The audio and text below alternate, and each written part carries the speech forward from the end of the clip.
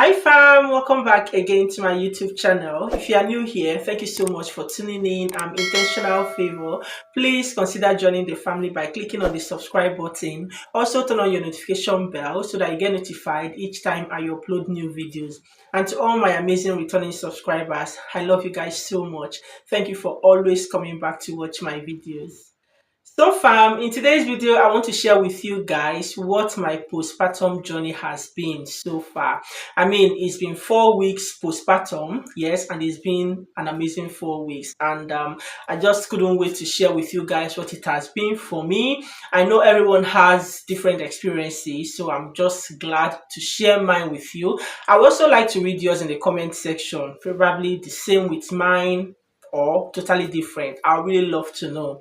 Yeah, so the first thing I would like to say about my postpartum journey, funny enough, is how worried I have always been about me not peeing as I used to pee before. Yeah, I know that sounds funny, but seriously, the first 2 weeks postpartum, I was really worried, unconsciously. I had to constantly remind myself that I'm no longer pregnant. Yes, it happened to me so many times, especially when I don't wake up at night at all to pee. And then the next morning or something, then I went and pee. I'm like, oh my God, it seems I'm not drinking enough water. What's wrong with me? Because, of course, I drink a lot of water. I'm breastfeeding, so I take so many fluid. I drink tea. Like, you need to see the mug. I used to drink my tea and everything. My brother calls it, what does he call it again? He calls it, oh gosh, what's this thing called? Okay. Yeah, we are dealing with mommy brain now. Whatever he calls it, but he tried using it one day to drink, and then he came back and said, oh my God, how do you finish that at a go? So I had this very big mug that I used to drink my tea, but then I'm always worried. Then, like, I think sometimes now I still need to remind myself, but like the frequency has reduced, to be honest. But I used to be worried that it seems I'm not taking enough fluid. I don't use the toilet as often as I used to, but then I'll remember, oh, I was pregnant then. That's one of the things that come with pregnancy, constant urination, especially during the third trimester. So that's one thing I would say about my postpartum journey so far, because I am always worried, or I used to be worried. I still am some days, but not as frequent as before, like I said. So I need to constantly remind myself that, hello girl, you are no longer pregnant. The second thing I'll share about my postpartum journey is the fears that come with being a first time mom. Oh my gosh. Yes, of course, I'm a first time mom, and I have these fears. I used to have these fears. They are gradually reducing. To be fair, I think I'm improving, like, in everything I'm saying. You can see that I'm kind of improving, yeah. But I remember after discharge from the hospital, the first 2 weeks, oh my God, I was literally reading meaning into everything my baby does. I read meaning into it. I'm always checking whether he's still breathing. I remember one day I nearly called the ambulance. I nearly dialed 999 because I was so scared. He was sleeping. I had to wake him up to feed him. Of course, they advised me from the hospital that the maximum time he should stay without food should be 3 hours. But my son usually feeds every 2 hours, and even now he feeds every 1 hour. Yeah, he gets hungry like more than before. So of course I did allow the 2 hours time to pass, and then it was 3 hours after he ate. So the advice is to wake him up and feed him. So I woke my son up to feed him, and oh my God, this boy was unusually very weak. He wasn't eating, he was just so weak. If you just wake him, and then I'm like, oh my God, what's wrong with my son? I panicked. And I almost died 999. Just a kind of, I don't know what held me back. Whatever held me back, and I just prayed, and I said, God forbid, nothing is wrong with you. And I started praying and kabashing, My husband was there with me, and we were really worried. And then after less than an hour, this boy became his usual self again. And I'm like, boy, why did you scare your parents? Why did you do that to me? Don't do that to me. He did that like 2 times. That was the first time. The second time, I didn't panic as before, because I was like, okay, he's doing this, he did the other day, he will come around. And of course, he did come around, yeah, because I knew that nothing was wrong with him. But to be honest with you guys, I read meaning into everything. I'm constantly checking whether he's breathing. Of course, I don't do that anymore. It's been 4 weeks postpartum, but then I used to check constantly, is he still breathing? Anything he does, anything about him, the way I'm always reading meaning into it. So that's another thing that has been happening postpartum.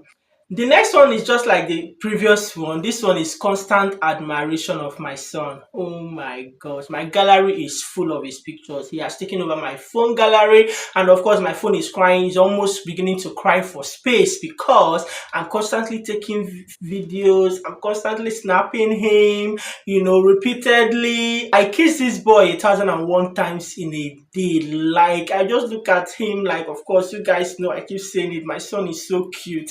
I just keep admiring him. I just keep wondering how I'm so blessed to have him as his mom. Yeah, so I'm always looking at him. When he's sleeping, I'll just stay by. Of course, his bed is next to mine. I'll just be like this and I'll be admiring him. Any small thing, I'll just say, oh my God, this boy is so cute. I say he's so cute. Like the way I talk about how cute he is on a daily basis, like I say it 1,001 times. Oh my God, this boy is so cute. And yeah, I don't know. Yeah, I constantly admire him. And I'm sure it's not peculiar to me. Yeah, I'm sure that's what it feels like to be a mom. Not to talk of when you're a first time mom. I just keep admiring him, counting myself blessed, wondering like how God helped me to birth him and everything. So that has also been part of my journey.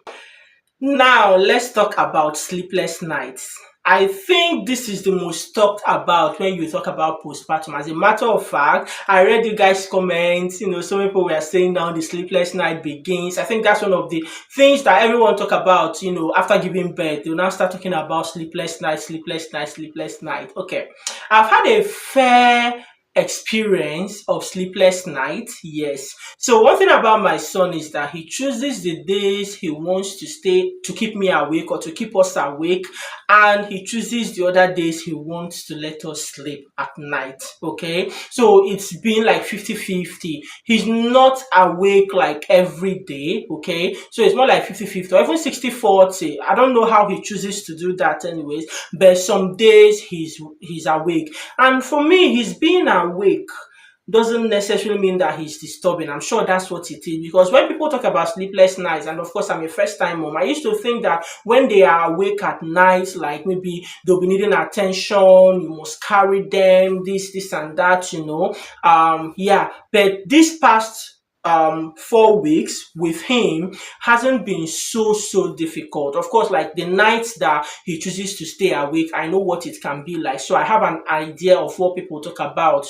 when they talk about sleepless nights. So, but one thing that has actually helped me, why it has not been so stressful, if you ask me, is the fact that my husband is very supportive. So I think if you have a good support system, whether it's your spouse or anybody, of course, I don't have anybody here with me doing normal work for me, it's just me and my husband, and of course my brother stays with us. So but sleepless night, I don't disturb my brother. As a matter of fact, my brother was scared of carrying him because of his size. So for the first 2 weeks, 3 weeks of his birth, I didn't let my brother carry him.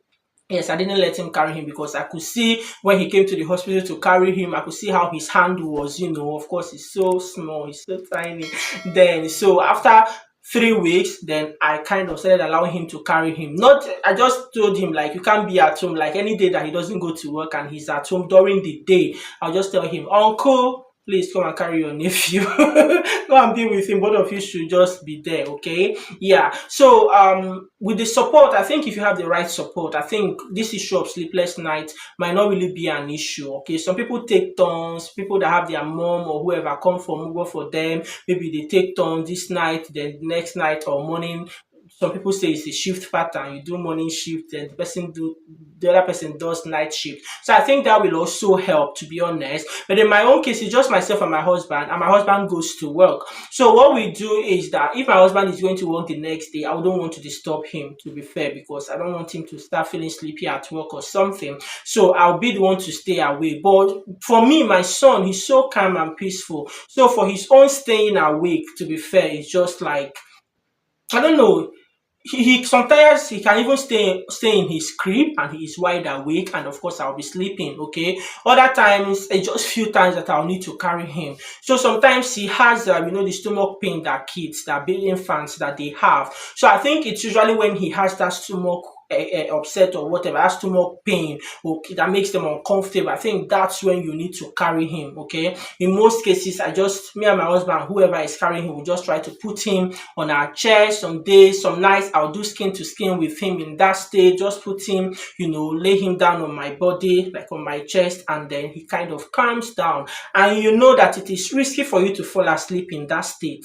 Yes, so what that means is that you have to stay awake as much as possible because you don't want any accident to happen. You will have yourself to blame, if anything happens to the baby, if you fell asleep and he fell off or something. But then that's our staying awake. So most times when my son stays awake, I think it's mostly when he's having that, is it colic or whatever they call it, it's just disturbing him. Then you could tell he stretches, he squeezes his face, his arms and everything. You can tell that he's so uncomfortable. That is when he needs cuddles and all of that. So we do that for him. And then other nights, then I remember that one night, to be fair, like he was awake for like 3 nights in a row, and it was telling on me and my husband kind of. And then the other night we finished praying and we prayed that this boy will sleep. We kind of prayed about it, and it kind of taught me, of course, the lesson that we all know, the importance of praying about any and everything. And that night, this boy slept. He just woke up. I'll feed him. He goes back to sleep. I said,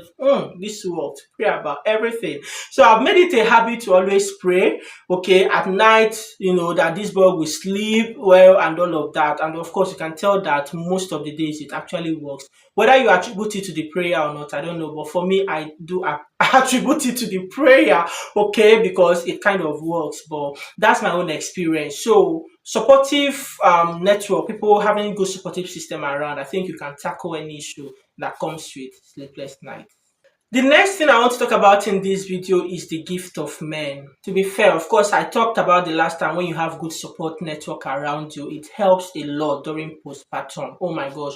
One thing that God did for me and my husband is giving us the gift of men. Okay, people have been here for us. Like I said, I don't have anybody doing omugo, like like person staying with me, like an older person, my mother-in-law, or anybody here with us. We don't have such. But that notwithstanding, God provided us with men.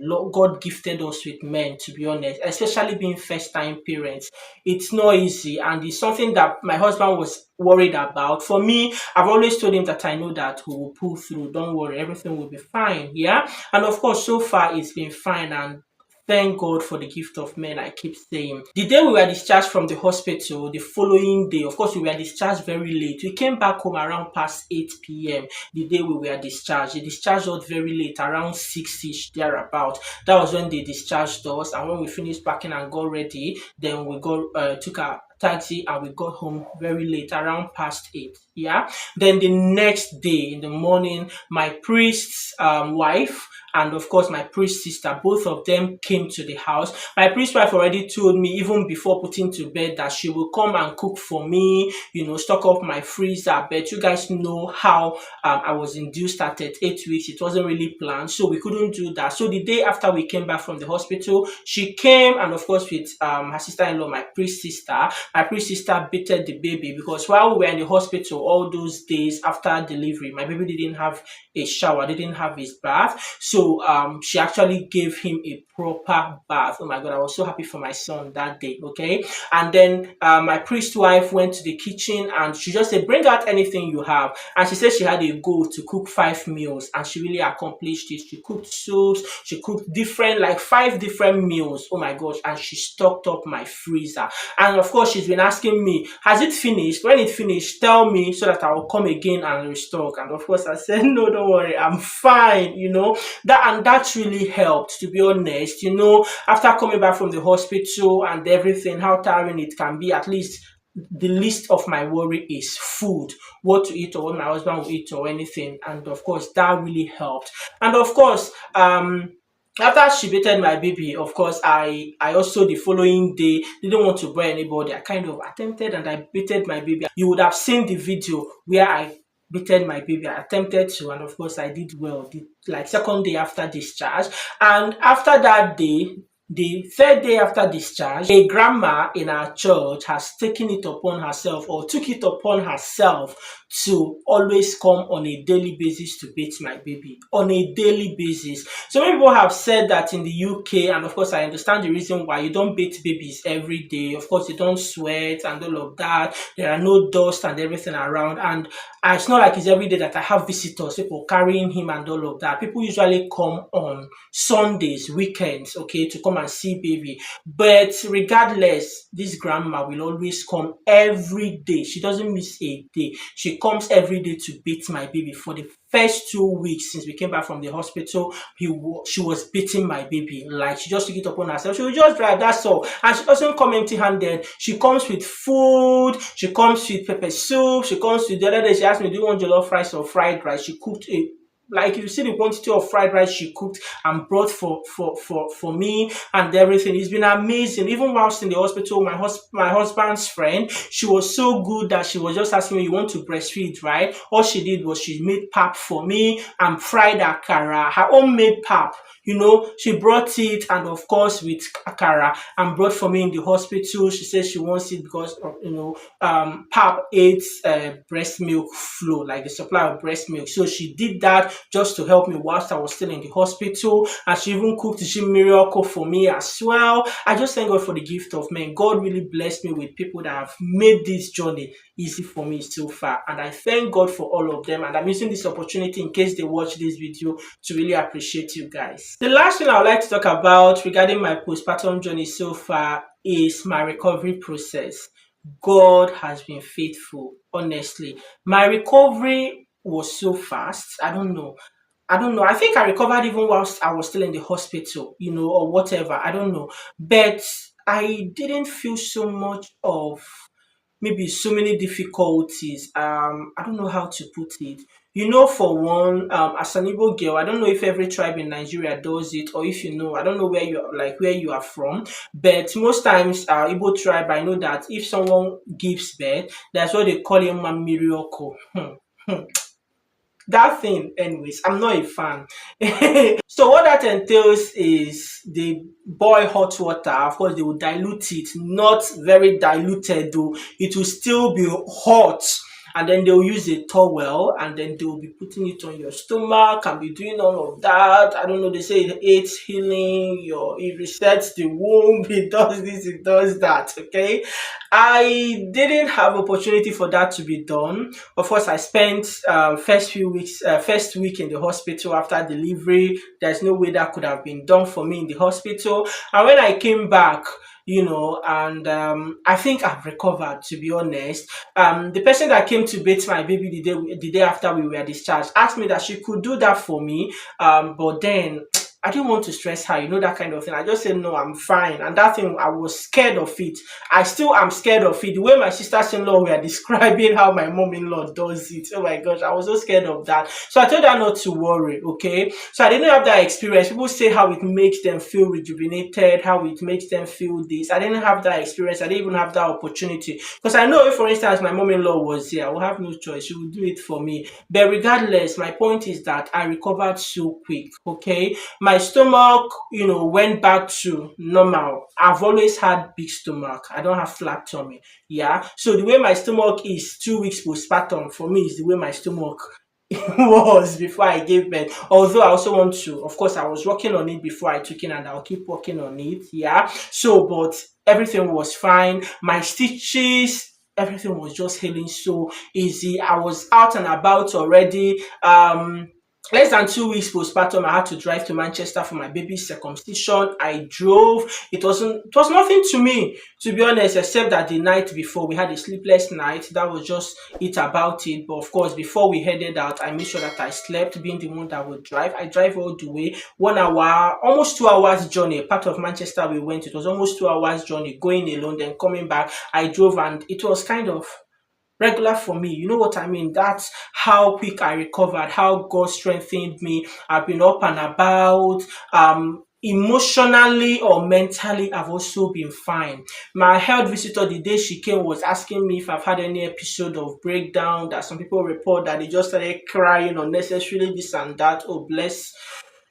Mothers, I know it's not easy, but I sincerely answered her, and that's the truth. I never had such episode, and I hope not to have it. If at all it comes, I know it's nothing bad, but I don't have. I've never had that episode where I felt so overwhelmed and I started crying or started feeling low or anything. No, mentally, I've been perfect. That's what I would say. I've been all right, and all thanks to God who made it so. I think I would say that postpartum is different for everyone. The same way every pregnancy is said to be different. Okay, I think the same applies to postpartum.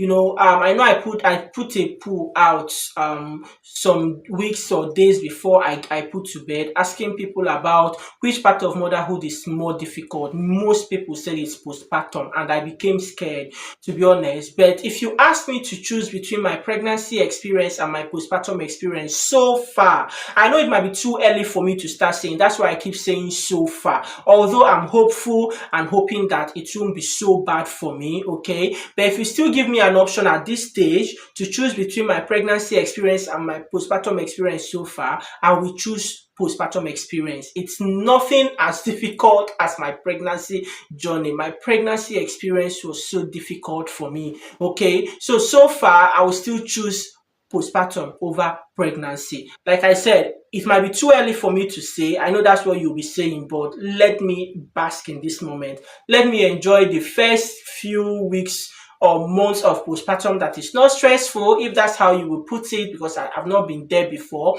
But I know it's different for everybody. I'm sure that there are still women that when you ask this question, they will still choose either labor or delivery or whatever. Even at this point, I don't even know if to say pregnancy and delivery, like labor and delivery, which one is the worst. I don't even know which one is worse because my labor and delivery experience was not funny. Okay, but postpartum, I will choose it again and again over pregnancy. To be honest, I will choose it over labor and delivery. I will, because it's not been so rough for me. One, I'm happy that I'm not working, and I think that's one thing that made my pregnancy journey more difficult. The fact that I was pregnant and I was working, the nature of my job. In case you don't know, my job is so difficult and draining. It's so tasking. Yeah, it is. So I think that's what contributed. So the fact that I am not working, I think my postpartum will never be as difficult as pregnancy. Yes. So maybe the part of postpartum that might be difficult for me is if I go back to work. When I go back to work,